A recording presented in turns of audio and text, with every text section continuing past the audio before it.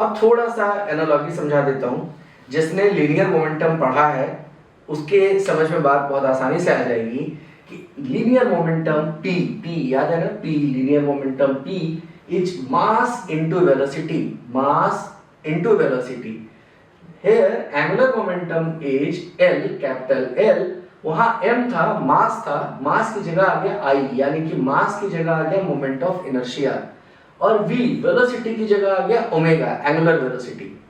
तो मास को रिप्लेस कर दिया मोमेंट ऑफ इनर्शिया ने, v को रिप्लेस कर दिया ओमेगा ने, एंगुलर वेलोसिटी ने, एंड लीनियर मोमेंटम बन गया एंगुलर मोमेंटम।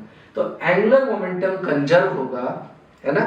आप मुझे बता सकते हैं कि एंगुलर मोमेंटम कंजर्व होगा, तो यानी इस पे एक नेट चीज जो है ना, जो इस पे काम कर रही है उसकी वैल्यू 0 है।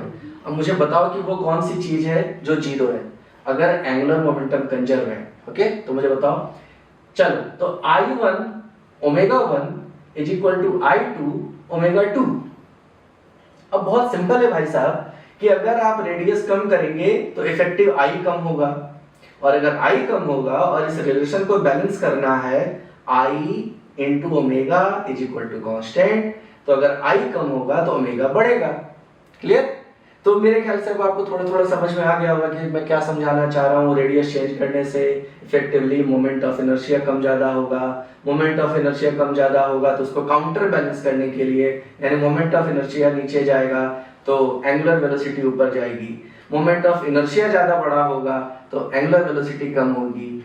मोमेंट ऑफ इनर्शिया जो है वो रेडियस के प्रोपोर्शनल है, यानी रेडियस को आप बढ़ाएंगे, लेट से रेडियस को आपने डबल कर दिया है तो मोमेंट ऑफ इनर्शिया 4 टाइम्स हो जाएगा। थोड़ा मैथ समझ के देखो, स्क्वायर लगा हुआ है r पर, तो अगर आपने r को डबल किया है तो inertia, moment of inertia will get 4 times.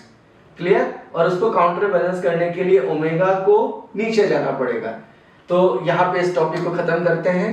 अब इससे ज्यादा आपको समझना है तो एक काम करते हैं, कुछ न्यूमेरिकल लेंगे, सवाल बनाएंगे और वहां पे समझेंगे। ठीक है, चलो बनाते रहो।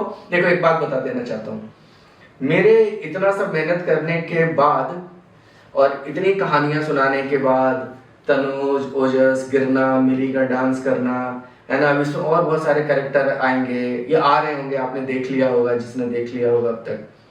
तो ये सब कुछ मैं लिखता हूँ आपके लिए कि अच्छा ठीक है, कैसे स्टोरी को रिलेटेबल बनाएं। इतनी सारी मेहनत करने के बाद अगर आप प्रैक्टिस नहीं करोगे, ठीक है कि कहानी देख ली, एनिमेशन देख लिया, बहुत बढ़िया, मजा आ गया, लेकिन अगर आप प्रैक्टिस नहीं कर रहे हैं तो आउट ऑफ टच हो जाएगी चीजें, आपके कमांड में चीजें नहीं आएंगी, तो हमारी मेहनत बेकार हो जाएगी। ठीक है, तो प्रैक्टिस करते रहो। चलो मिलते हैं अगले पार्ट। Bye bye.